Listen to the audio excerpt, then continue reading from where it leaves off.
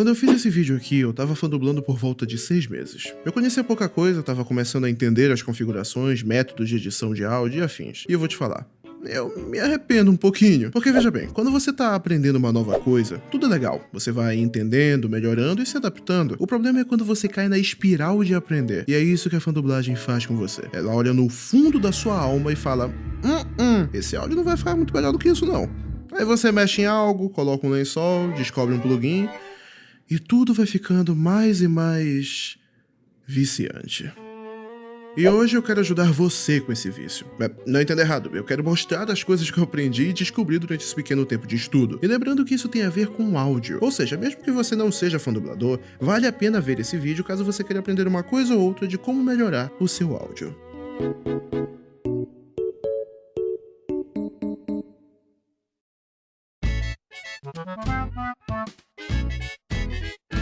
Antes de ir para a parte mais interessante, eu preciso passar pelo básico. Eu não vou me aprofundar muito aqui porque essas informações tem no meu outro vídeo, vai lá ver. Então vamos passar por 3 pontos fundamentais de uma gravação. O primeiro ponto é o mais importante e o mais filho da puta, que é a acústica. A acústica é mais importante que o microfone. O objetivo de uma boa acústica é deixar o seu áudio o mais seco possível para que seja possível trabalhar primeiro a sua voz e depois criar um ambiente falso em volta disso, dependendo do objetivo da sua gravação. E é por isso que eu disse no começo que é uma espiral, porque a acústica não pode ser feita a moda caralho. Simplesmente isolar o seu ambiente e pronto, áudio perfeito. Não. Estúdios de dublagem, por exemplo, são literalmente matematicamente feitos para extrair o melhor que aquela sala tem a oferecer e controlar isso aos objetivos de cada gravação. Então, até onde eu sei, você não vai fazer um estúdio profissional na sua casa só para fazer fandublagem, não é? E esse é o problema mais comum em gravações feitas em casa. Se você gravar um áudio cheio de eco, todo reverberado, você vai ter que fazer um tratamento de voz em cima desse eco. E não existe muitas coisas que possam resolver esse problema. Ou será que não?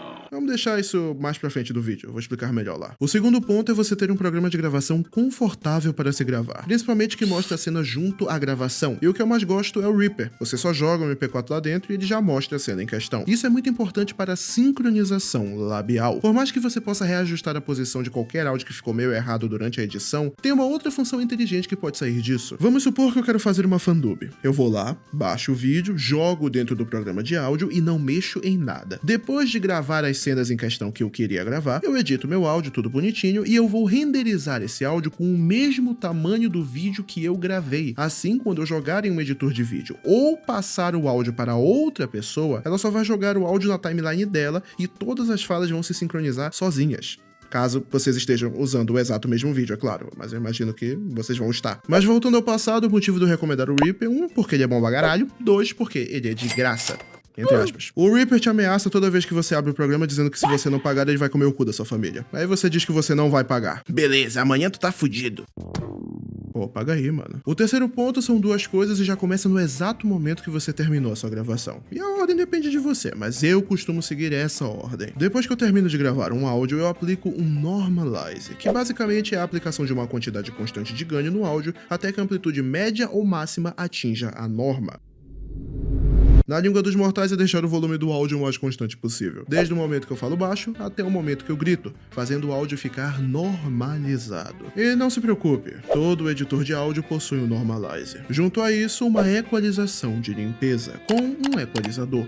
E vai de você qual usar. O que eu tô usando é o TDR Nova. Ele é de graça, então basta baixar e usar. Na equalização de limpeza, você quer fazer uma limpeza de frequências. Frequências escrotas que não adicionam em nada no seu áudio, só poluindo ele. E é importante começar com um High Pass Filter, que é um corte de frequências de 0 a 100 Hz, que basicamente é onde fica todo o lixo. O RAM e das ventoinhas do seu PC, por exemplo, estão nessas frequências. Então, além de tirar o excesso do seu áudio, você também vai tirar ruído. Agora, as outras frequências dependem do seu microfone. Cada microfone tem um problema. Um exemplo é que o que eu estou usando tem muito grave, então eu sei que eu tenho que trabalhar essas frequências. Para achar essas frequências no seu microfone, basta você caçar elas subindo qualquer nódulo dentro do equalizador e assim fazendo uma varredura entre as frequências e entender qual delas está causando excesso no seu áudio. Parece complicado, mas com tempo e treinamento de ouvido vai ficando cada vez mais simples entender quais frequências você quer corrigir em cada gravação.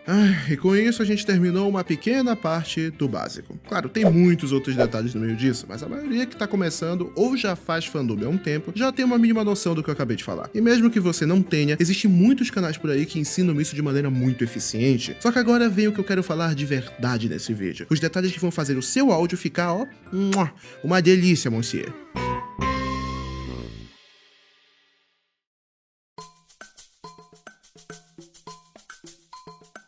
De tudo que eu falei até agora, eu já vou começar por um dos mais importantes: aprender a controlar volume. O maior problema da fã-dublagem atualmente, na minha opinião, é a falta de sensibilidade para controle de volume. Obviamente, quando você vai fazer uma fã-dublagem com seus amigos, cada um gravou em um volume, cada um editou em um volume, com microfones muito diferentes na maioria dos casos. Agora imagina uma cena em que uma pessoa precisa gritar e a outra pessoa precisa falar normalmente. Como é que faz? Barril! Bom, é para isso que existe o compressor. O compressor nada mais é do que um limite que você diz para o seu áudio não ultrapassar, e quando ele ultrapassar, ele simplesmente não vai deixar e vai forçar esse áudio a voltar ao volume escolhido. E como você já deve ter imaginado, fazendo isso, todas as pessoas vão ficar com a mesma dinâmica. Só tome cuidado porque plugins têm a opção de adicionar ganho digital ao seu áudio à medida que ele é editado. O compressor vai comprimir o seu áudio, mas te permite aumentar o volume dele em contrapartida à compressão. E obviamente, se você aumentar demais, vai virar long gameplays, eu imagino que você não queira isso. Um bom compressor que recomendo é o do próprio Reaper. Ele funciona super bem e é muito simples e intuitivo de mexer. Lembra que eu falei que ia deixar a resolução de acústica para depois? Então, agora é o depois. Esse plugin que eu vou te contar tem a função milagrosa de tirar o eco e o reverb do seu áudio, ao custo de cagar um pouco o seu áudio. De reverb. Praticamente todo de reverb que existe funciona da mesma forma. O que muda é como ele aplica essa correção. Só que para o de reverb resolver o problema do seu áudio, ele sacrifica algumas frequências para controlar esse eco. Então, obviamente, se o seu eco for monstruoso, nenhum tipo de plugin de reverb vai conseguir resolver. Os mais conhecidos são o SPL de reverb e o Clarity VX de reverb da Waves, que obviamente são pagos. Não que isso seja um problema. Mas, Thiago, o que eu faço caso o eco e o reverb da minha sala sejam uma merda? Bom, aí você vai usar uma técnica milenar, aperfeiçoada por vários mestres, cuidadosamente passada por gerações, que se chama se cobrir com um lençol. Sim, um lençol junto com o de reverb já vai resolver 50% dos seus problemas, ao custo de você derreter lá dentro, mas aí uma alma por uma alma, amigo.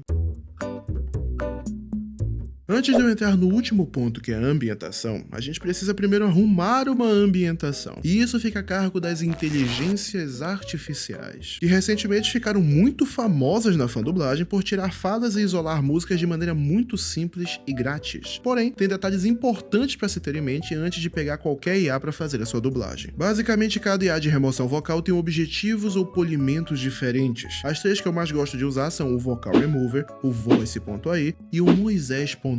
Basicamente, o que você tem que ter em mente é o seguinte: o Vocal Remover é rápido, mas tem poucos detalhes. O Voice.ai demora mais, porém tem muitos detalhes. E o Moisés é para música especificamente. Então, basta escolher o que você quer. Só que vai existir momentos em que não vai valer a pena usar uma IA e sim reconstruir o ambiente para a dublagem em questão. Por quê? Porque a IA, obviamente, destrói esse áudio na porrada para remover a voz dos personagens. E claramente fica uma coisa muito distorcida que nem sempre vai valer a pena ser usada. Bora pegar essa cena aqui, por exemplo, e ouvir o áudio original. Eu não sei como me trouxe pra cá, mas... obrigado. Vamos perceber que tem basicamente sons de carro de fundo e um leve white noise por eles estarem em um ambiente fechado. Ou seja, pra que usar IA aqui nessa cena se a gente pode achar esses recursos dentro do próprio YouTube? Um exemplo é que se eu fosse reconstruir essa cena, seria mais ou menos assim.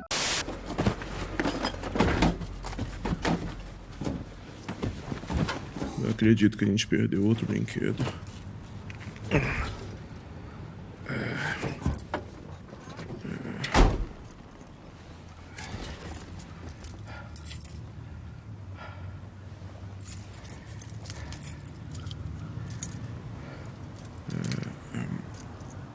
Já é o terceiro que não te dá brinquedo.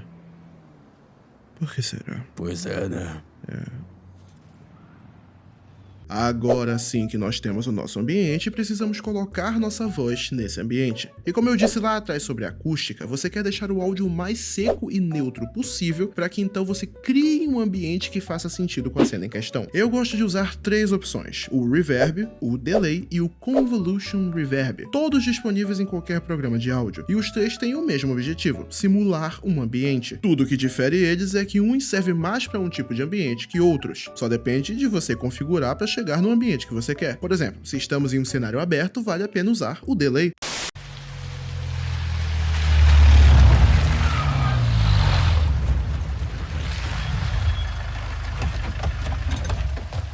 Que foi, Leque, que tu precisa? Tô precisando de ajuda com aquelas dúvidas de macho, manja? Ah, me mama. Tá, Leque, fala aí o que tu quer. Pega a visão, porque é bem complexo. Tem 2 cadeiras, um bolo e uma pica. Se estamos em uma sala específica, vale a pena usar o Convolution Reverb. Aí, Leque, tu não vai se arrepender. O bolo tá ficando top. Eu coloquei todo o meu coração nele. Talvez um pouco do meu câncer. Puta que pariu.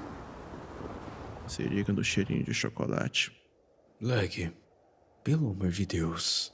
Me fala que tu desligou o fogão. E... puta que pariu. E se eu quiser algo mais específico, como talvez um efeito na voz, um reverb básico já vai ser mais do que o suficiente para ter uma base sólida de efeito. Tá, se tudo der certo, a próxima bonfire é logo ali e eu não preciso mais me preocupar com nada. E pronto, eu garanto que com isso as suas fandublagens já vão ter ganhos perceptíveis de qualidade. Basta estudar e entender mais a fundo os tópicos que eu falei. Óbvio, eu fui raso no sentido geral, porque o objetivo aqui é fazer um caminho que você possa seguir para começar. E depois disso, basta você se adaptar ao seu jeito de fazer, que afinal é o mais importante. Enfim, se você gostou desse conteúdo, não esqueça de dar um like, deu muito trabalho de fazer. E caso você tenha alguma dúvida, coloca aí nos comentários, eu adoraria aumentar os vícios das pessoas em fã dublagem. Bom, esse foi o vídeo de hoje e eu espero que vocês tenham gostado. Até a próxima.